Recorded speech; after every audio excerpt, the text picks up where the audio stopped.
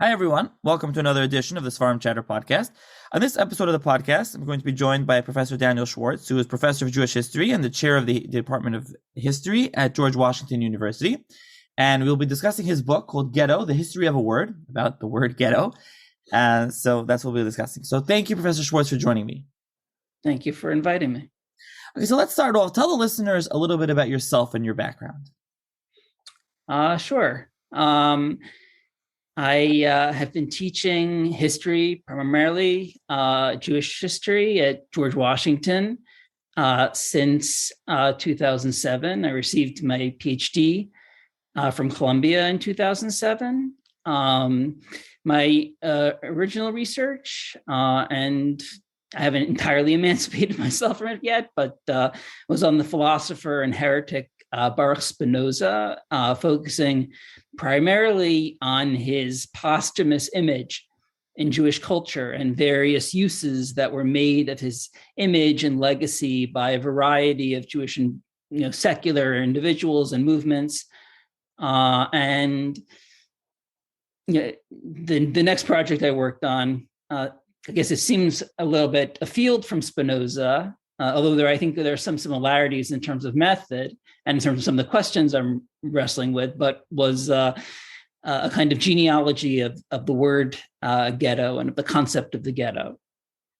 Right. Okay. So that really goes into my next question. So how did you get interested in ghetto, interested in researching? We'll discuss in a minute what it means, the word ghetto, and you were researching the history of the ghetto. But I mean, how, just in general, in this whole project, how did you become interested in that? Sure. I mean, there's both like a very specific element to it, and then there's kind of the larger kind of framework of the kinds of historical questions that interest me. So it happens to be that when I was working on the Spinoza book, originated as my dissertation at Columbia, I was focusing on a particular German author from the 19th century, German Jewish author named Bertolt Auerbach. Now, you probably have never heard of him today, but in the 19th century, he was one of the most famous, not just German Jewish, but German writers. But originally, before he kind of made his name by writing stories about like German peasants and villages, he initially tried to write what would be these like Jewish novels. And he started with a historical novel about Spinoza in 1837, but he portrayed these Jewish novels as part of a series that was going to be called The Ghetto, or Das Ghetto in German. And so I was kind of interested in it just because I knew that 17th century Amsterdam, where Spinoza had been born and was raised and lived until even after his excommunication in 1656, that had a Jewish quarter, but there was no mandatory ghetto in Amsterdam. And so, it's not that I didn't know that kind of the term ghetto was used somewhat loosely, figuratively, but I kind of began to raise the question, like, how does this happen? Like, how does a word that originally is associated with a particular kind of Jewish space in Italy, how does this word kind of escape those moorings and begin to take on different meanings and different uses and different applications? And I was also interested, just in some ways, what I was exploring in the Spinoza book was like precisely how Spinoza became this image of the symbol of like the first modern, or at least first secular Jew. And what was interesting to me about the ghetto was how the ghetto came to be seen as this kind of primary symbol of the pre-modern in Judaism. So that, you see, works written about the process of Jewish emancipation, in the 18th and 19th century, famous classic work by the historian Jacob Cass, Out of the Ghetto. But he's talking about there not so much as a real physical, literal ghetto, but it's more about Jews kind of escaping the world of like traditional Jewish society. And so it became almost like the mirror image of what I was trying to do with Spinoza. Spinoza was like interested in looking at the symbol of the modern Jew and how that takes on different connotations and insinuations. And here I was looking at how something becomes the symbol of the pre-modern. So I also have this interest in kind of like taking images or terms or concepts and tracing them over long spans of time and in different places, kind of like looking at different kind of turning points or different, inflections in the kind of understanding of a figure or term, and what light that sheds on Jewish modernity. Okay, so we'll get to the definition in a minute. I think that's a big part of this. And I think most listeners, I'm sure everyone has heard of the word ghetto, but I don't know if they know of the origins, or they don't know of its, different meanings and how it's moved around, as you discuss in the book and as you've mentioned. So first of all, what does it mean that, as it says on the cover of the book, the history of a word? I mean, is this so? What does that mean that this book is history of a word rather than, let's say, the history of a place? Right. Very good question. So what it means is that that I'm primarily approaching the subject by examining not like the full phenomenon of Jewish residential separation or segregation, which we can find in many parts of the Jewish world, including parts that I don't necessarily cover in my book. What it means that we're exploring the history of a particular word and how that word comes to be attached to the phenomenon of kind of Jewish residential segregation, or residential concentration, or, as I said before, how the term comes to symbolize kind of like the pre-modern Jewish world writ large, and also looking at how this term experiences a kind of transfer between Jews to Blacks, primarily in the post-World War II period. So it's kind of looking at it through the lens of the word. The way I kind of imagined it in my mind was that I was like getting, like the word ghetto was like a kind of raft. And I was getting on the word ghetto and kind of traveling down the river on Ghetto, looking to see where it would bring me. So that doesn't mean that I'm not, in the context of the book, discussing, analyzing, describing various places that were known as ghettos. But I am problematizing the idea that we can do a history of the ghetto without considering the meaning of the term, because that the idea of what constitutes a ghetto has evolved considerably over time, and has made this into a question. Like, what is a ghetto? And it's not easy simply to define that, on one foot, because it's taken on various meanings and uses. It's been associated with various groups. So is that something that I was going to ask you? I mean, why does it matter? The last general question, why does it matter for us to know the definition of ghetto? We know ghetto refers to all these different things, and that's what a ghetto is. But is it kind of what you were saying? I mean, why does this actually matter for us to know the definition, the meaning? Right. Well, I think partly what I'm saying, and I'm repeating a little bit what I said before, but what I'm arguing is that there are different ways of approaching this. One could say, I'm going to explore the history of the ghetto as a place, but I'm going to come up with a concept initially that would include certain types of spaces that have been known as ghettos, but exclude others because they don't quite fit with the story I'm trying to tell. Because, as I'm saying, various types of places, ranging from, the mandatory, exclusive, segregated Jewish quarters of, let's say, 16th, 17th century Italy, and, immigrant ethnic enclaves, places like the Lower East Side, for example, which may have been sites of Jewish concentration, but were never, sites of mandatory residential segregation, or places like the ghettos of the Holocaust, which kind of revived the idea of mandatory segregation, but in many ways were quite different from their medieval, early modern precursors. So basically, there's an argument here that you need to kind of look at the history of the word itself in order to kind of understand. And as part of any kind of history of the place ghetto, understanding the word ghetto and how it's been applied is a kind of prerequisite. I also think there are certain nuances to the word ghetto that I'm trying to get at in my book, which is to look at how a word that has a very specific kind of concrete meaning when it's initially used, which is a place, where Jews are restricted to in an Italian town or city. How in the course of the 19th century, people begin to think of ghetto as the antithesis, as the prelude, if you want, to Jewish modernity, Jewish emancipation. Why do we come to think? I mean, there's a famous article from the 1920s by the great 20th century Jewish historian Salo Baron, which was called Ghetto and Emancipation, which was basically trying to revise the kind of typically triumphalist history of Jewish emancipation while rescuing the medieval period in Jewish history and showing certain advantages that medieval Jewish life had over the modern period.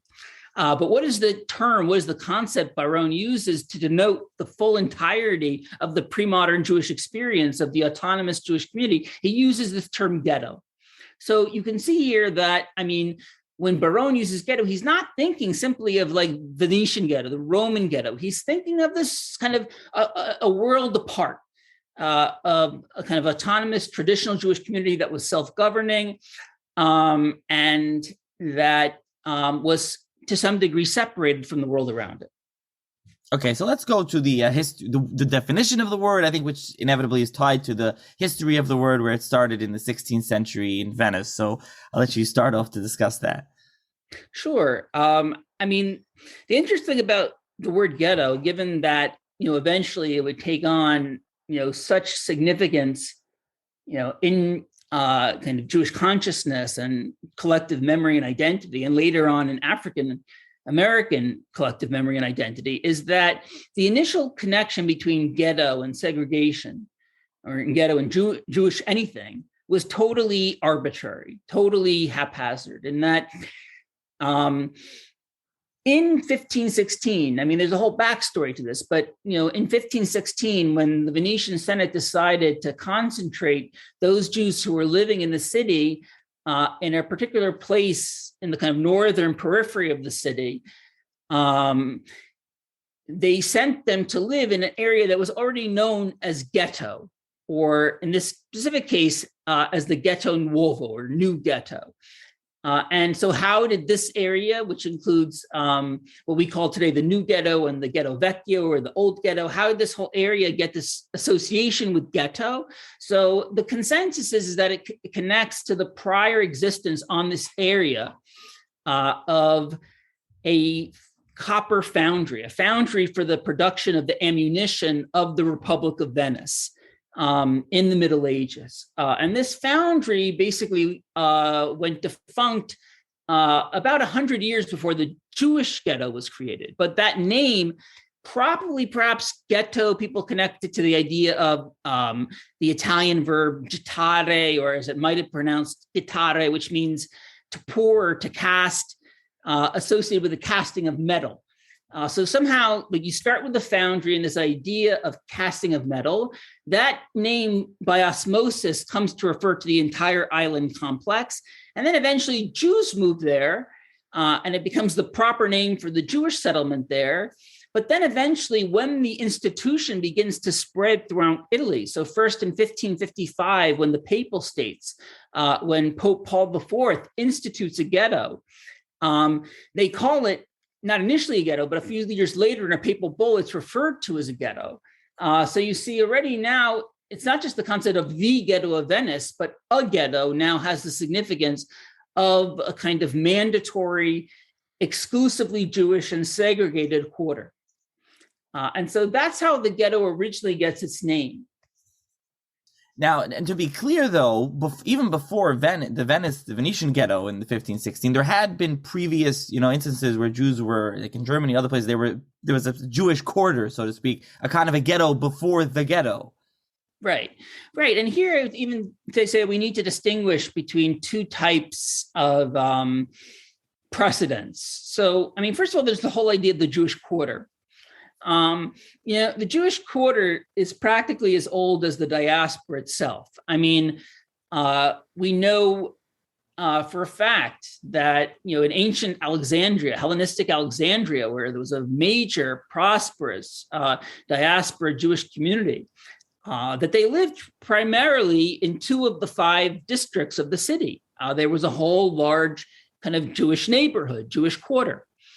And so the idea of Jews kind of clustering, at least to some degree, by choice, this is something that kind of traverses the entire history of the Jewish diaspora.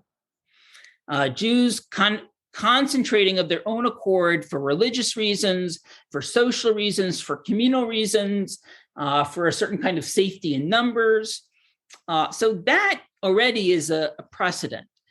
Moreover, there are examples of mandatory Jewish segregation, as you said, the ghetto before the ghetto, that come before even the Venetian ghettos. So in the city of Frankfurt am Main, in the 15th century, in the year 1462 to be exact, the Jews are sent to live in a particular street, again, kind of on the outskirts of the city, a street that they walled in that became known as the Judengasse, which means in German, like the Jewish street, or the Jews street.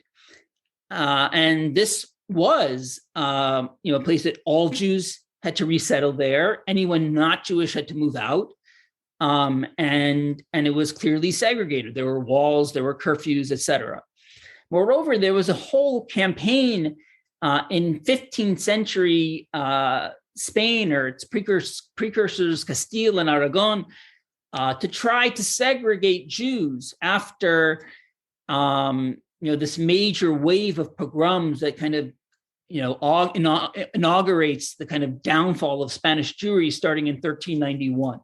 And this is a policy that Ferdinand and Isabella pursued when they became, the king and queen of Aragon and Castile, and then eventually of a unified Spain. This is a policy they pursued before turning to expulsion as like their answer to the Jewish question. So there are precedents. But these examples, to refer to them as ghettos conceptually would be accurate, but linguistically would be somewhat anachronistic. So interestingly, why is it that the term ghetto sticks while the term Judengasse, for example, nobody knows about the term anymore, but ghetto is the term that becomes this, segregated place, especially for Jews throughout the centuries. This is the ghetto. So that was one of my big questions, because once you begin to see a certain arbitrariness in the term and the fact that, for the first centuries of its existence, it's used almost exclusively in Italian. Why this word? Why is this the word that becomes kind of a generic, for other places of mandatory segregation, and then used even more loosely simply to refer to Jewish areas, Jewish quarters, Jewish neighborhoods. So what I speculate in the book is that it may have to do something with the fact that in the 19th century, as you're seeing various Jewries emancipated in different parts of Europe, including in certain parts of northern Italy, the ghetto in Rome is this like holdout. It had been dissolved by Napoleonic forces and the kind of Napoleonic wars against Italy, against the Papal States. So it was dissolved for a time, but when Napoleon is defeated and the kind of Papal States are restored, one of the things they do is return Jews to the ghetto. And the Jews live in this ghetto that's increasingly seen as this kind of like anachronism, as this anomaly in a time that where history is moving in the very opposite direction. And this is this holdout where, Jews are still being treated in a kind of like medieval way. So what I speculate is that perhaps kind of the growing attention to the circumstances of the Jews of Rome in the 19th century, that might have been what led this particular term to emerge from the others. But that is still a certain degree of conjecture. Like I don't know if there's a kind of smoking gun that will say why this term over others. I mean, I guess you could say maybe ghetto is a little bit less cumbersome of a term, fewer syllables than Judengasse, but there were all sorts of names, indigenous names for Jewish quarters in places where Jews lived. In France, it was called the Juiverie. In English, there's a whole idea when we use the term Jewry today, we think of a Jewish collective. But Jewry in medieval England also meant a Jewish quarter. So all sorts of languages have different terms for this area. Ghetto was the one that became the most universal. Now, this reason that you hypothesize about the Rome, is that why is that how it was transported and spread to like the whole Europe, that everybody knew of like a ghetto? Is that because like post-Napoleon was more interconnected? Did things just spread out from there? Why did it, move all over the whole Europe essentially? So I think, I'm speculating that may have been what like elevated this particular term above others in the kind of European Jewish imagination. But then there were people who had to kind of do this translation. And so what I explore in the book, in chapter 2 of my book, is the emergence of a whole genre, primarily in German, although eventually it spreads beyond that as well into French and English, eventually into the United States as well. But this whole genre known as ghetto literature. These ghetto novels or ghetto stories that primarily German Jewish, although not always Jewish, authors wrote about, which was an attempt to kind of look at these kind of surviving bastions of traditional Jewish life in a period of rapid modernization, and to explore like what is happening to the old Jewish world. And so they use this term ghetto. In many ways already you see here a loosening of the term, because some of the places that they're focusing on as these kind of ghettos were not mandatory ghettos in the Italian sense. It's very common. Sometimes people refer to the period from the 16th to the 18th century, or even earlier, before the creation of the ghetto in Venice, as this like age of the ghetto. But in terms of Jews actually living in ghettos, in other words, ghettos understood as mandatory, exclusive, segregated Jewish quarters where only all Jews have to live and no Christians are allowed to live. This is a phenomenon that for the most part is limited to Italy and parts of Central Europe, like cities like Frankfurt or Prague. As you move further east, there is much less in the way of actual legal Jewish segregation. Or even if there is some measure of Jewish segregation, it's typically not as airtight as it was in, let's say, Venice or Rome, where there was like a total separation of Jews and Christians. There still might be Christians who lived in the Jewish area, and sometimes you had wealthy Jews who lived outside the Jewish area. So it wasn't quite as strict. So you had to have the emergence of authors who were beginning to use ghetto in a more figurative way in order for this process of appropriation of an Italian term into other languages for that to happen. So I think maybe this answers, but maybe not. I'll ask you about it. The next question I was going to ask was, how did it come in general to be associated with the general pre-modern Jewry? You mentioned earlier Jacob Katz's famous book, and so like how the ghetto is like the pre-modern, is it from these authors, changing the definition a little bit and using it for other things than the strict, ghetto in the Italian sense? I think these authors play a crucial role, and that's why I devote considerable space to them in my second chapter. I think, yes, you could say that this is something, it's interesting. It's a process that begins in literature and not necessarily in historiography or eventually sociology. The process of kind of like loosening the term up and kind of freeing it of some of the kind of prerequisites of mandatory, compulsory, legally necessary, mandatory segregation. This is a process that begins in literature, but then is absorbed into Jewish historical writing. So that, you begin, for example, in many 19th century texts or into the 20th century to see kind of references to the ghetto, the world of the ghetto, capital G. And when they're referring to ghetto, capital G, what they're meaning essentially is not necessarily just Venice or Rome or Florence, or Mantua or Ferrara or even Frankfurt am Main and Prague. They're referring more to a certain type of gestalt, a certain type of old Jewish world with its own ways of life, with its own laws, with its own customs, with its own forms of dress, and typically looking at this world from the perspective of the modern, right? So you feel like you've kind of emerged from this world, and now you're kind of like positing it as something separate from you, which is this ghetto, capital G, equals pre-modern Jewish past.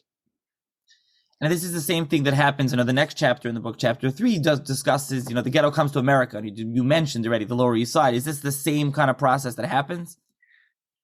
Yes. I mean, well, I think what you see is when Jews begin to immigrate in, considerable numbers, substantial numbers from Eastern Europe, from the Tsarist Empire, from Galicia, from Romania, whether further west in Europe, into cities like Berlin or Paris or Vienna or particularly London, but also then to the United States as well, and cities like New York or Chicago.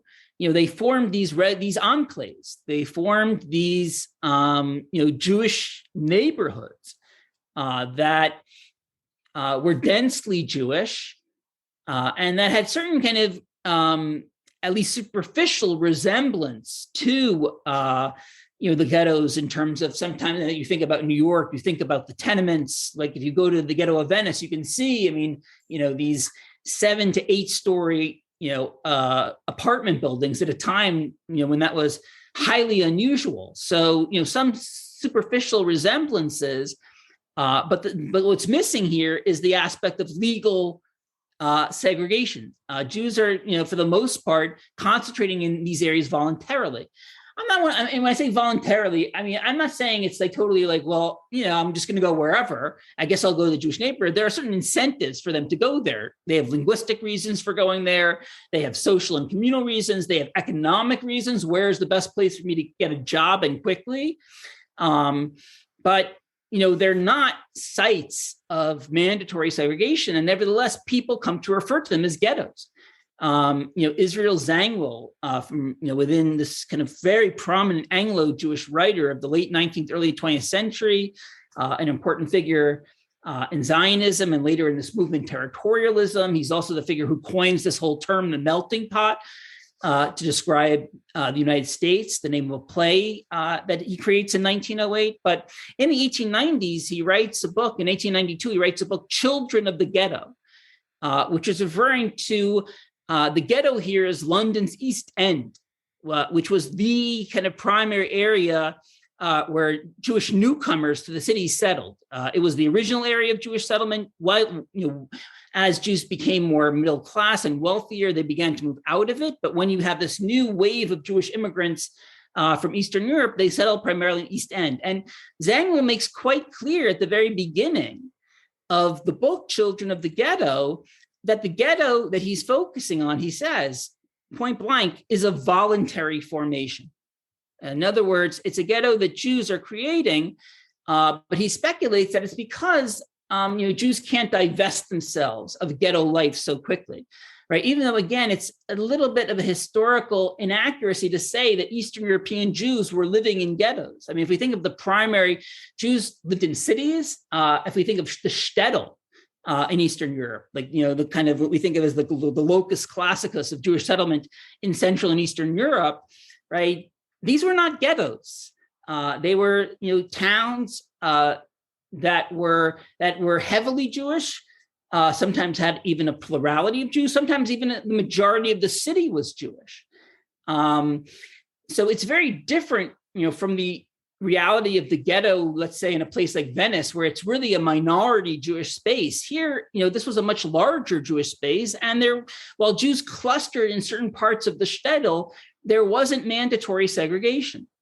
So even the idea that Jews coming from Eastern Europe are coming from the world of the ghetto, this becomes a very common perception in the 19th and 20th century, rests on a certain degree of historical inaccuracy. Now, however, a part where there was mandatory segregation and the ghetto, does become kind of mean what the Italian word kind of meant. It was in the Holocaust and Nazi, with the Nazis, and this is something that you discuss a fair bit in the book as well.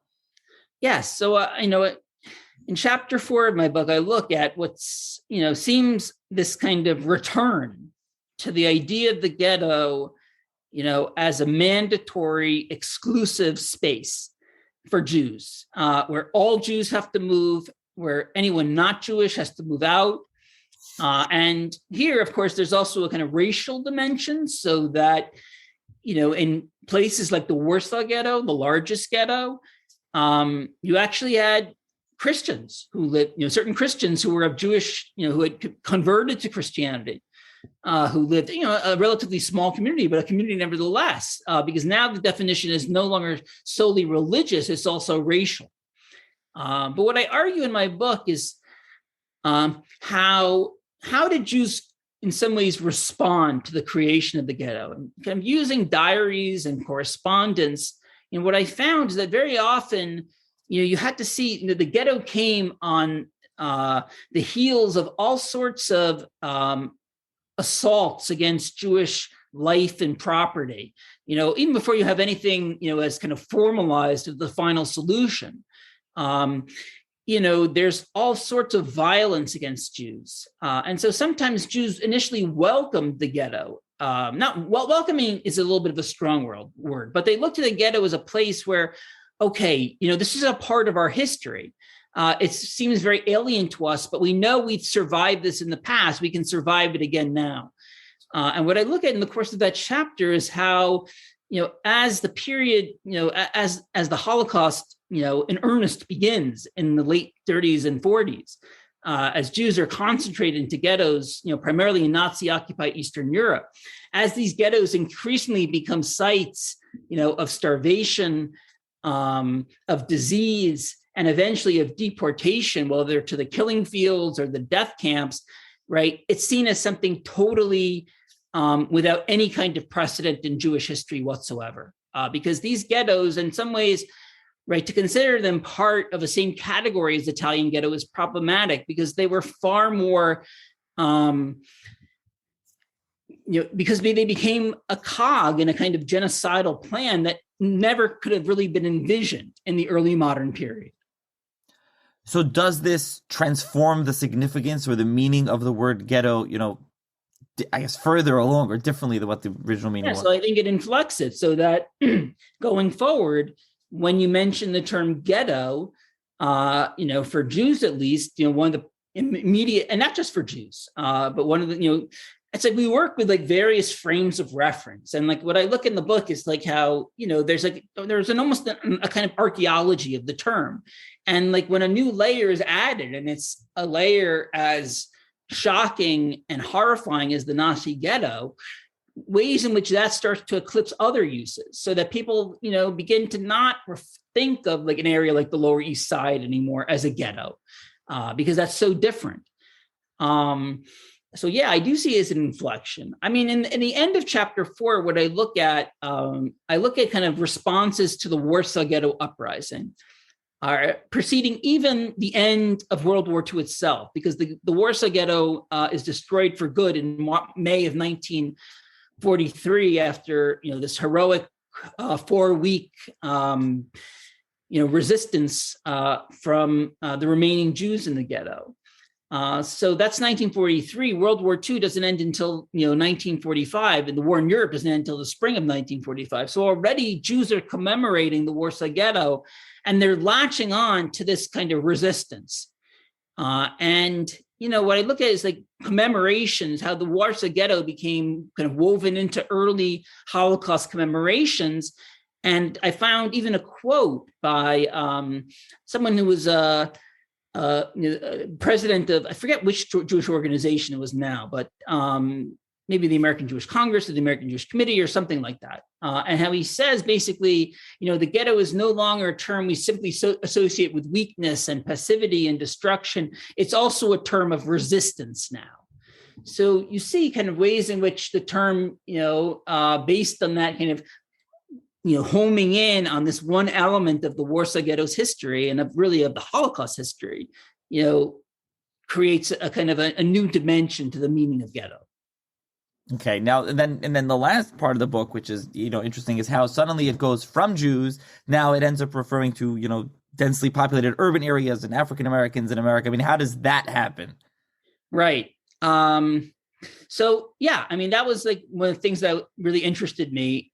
when I kind of thought, this could be an interesting project was, I think if you mention the term ghetto today and you're not speaking to Jews, I know this from a fact, having taught classes on the history of the ghetto at GW, that, for many of the students, who are coming at it, from the world of American studies, or elsewhere, when they hear ghetto, they don't think Jewish, right? They think Black, they think African American. And so, today when you mention the term, I think, the first kind of major association for most people is the African American experience, not the Jewish experience. So I was interested in, like, how does the Jewish history of this term become somewhat muted, and the kind of African American history come to the fore? And so, what I look at it is like, it's kind of it's like two processes that have to be understood in tandem. And one is the way in which African American residential segregation begins to take root, primarily in cities of the North and the Midwest and the West, as part of this great migration of Blacks out of the South, starting in the 19-teens and lasting into the 1960s. And often, there is this process of like neighborhood transition. They're often moving into neighborhoods that had been Jewish neighborhoods, like Harlem, for example.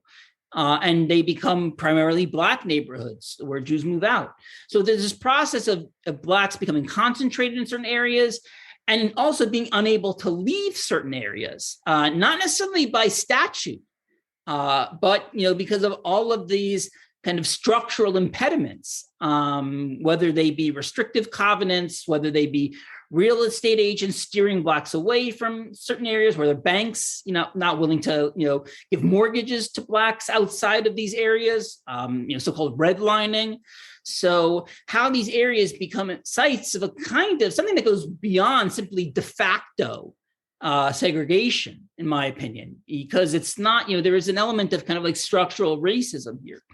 But that's one process. But the other process is a process of looking to this Jewish experience, taking on this word and applying it, to your own, form of segregation. And so that is a kind of process that I explore. And I look at, this is primarily a post-World War II phenomenon, and how, in many ways, Blacks were drawing on the Holocaust ghetto experience, not necessarily to form a direct analogy, but to kind of almost shock the conscience of Americans by saying, you're in Europe fighting against fascism, fighting against the creation of ghettos. Meanwhile, you have ghettos here at home. But what I also show in the book is that the beginnings of the African American appropriation of ghetto, I found examples of it dating back to the early 1900s. As this process of real segregation is only beginning to kind of get underway in cities of the North, you have within the African American press in particular, Black writers, Black journalists referring to the creation of new kind of mandatory Black enclaves as a kind of revival of the ghetto system, as the creation of ghettos. And even some examples where you see how the term will become charged in terms of Jewish-Black relations at a later period. Looking at like one radical newspaper that it basically attacks the man who was the head of the NAACP at the time, who was a Jew named Joel Spingarn. And in the 19-teens, there was a whole issue when the U.S. entered World War I, of creating military camps, training camps, but for Blacks exclusively. And the NAACP is wanting Blacks to be able to enter the war, supports this. And there's this radical Black newspaper that opposes it strenuously. And it kind of says, Spingarn, the Jew, now that he and his people are out of the ghetto, have no compunction essentially about putting us in ghettos.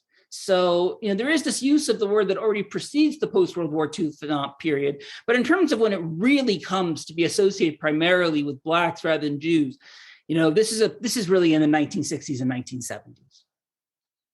Okay, so now that we've, showed out that the history is so varied and, you discuss this much more in depth in the book, I know this is kind of like the hard question and it's kind of a moving target, but at least today, so what's the definition of the word ghetto? When we sit now, how do we define this word, or is there no exact definition?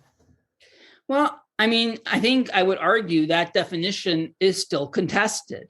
And that's true, among historians, among sociologists. When people try to form definitions of the ghetto, I've seen there are scholars who focus on the degree of like statutory segregation and who would argue, this is a minority opinion now, but it exists, who would say, the Venetian ghetto is an example of mandatory legal segregation. The ghettos of the Holocaust are examples of mandatory legal segregation. The African-American ghettos, for the most part, you don't have any clear statutes that establish them as ghettos.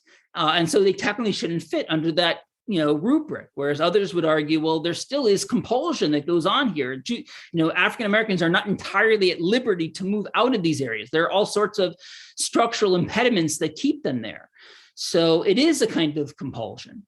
There are some who argue that, for a looser conception of the ghetto, that when we think about the Black ghetto, we need to kind of, that it's not quite as segregated as we make it out to seem. So there are debates, and I would say also there are different resonances even of the term. One of the things I look at in the book is like the word ghetto has primarily a negative, pejorative implication, but there are elements of a positive. Or at least there are elements of ambivalence toward the ghetto, because the ghetto can be looked at as a site of dilapidation and crowdedness and filth and poverty and inferiority. But the ghetto can also be associated with a kind of idea of home or authenticity, kind of real Jewish or real Black life. And so I think you see this kind of dichotomy, this ambivalence that persists to today, where the term is primarily negative, but you see even in certain hip hop lyrics, like, so sometimes the ghetto is associated with it's a kind of like, it's a Black space, and there are perhaps some positive associations with it. So I think the term does remain contested. I think if you ask me, do I think it's something of a problem, the way in which the element of force sometimes gets written out of the concept of ghetto? Like, I would resist today somebody who would refer to the Lower East Side or to London's East End or to Chicago's near West Side as a ghetto.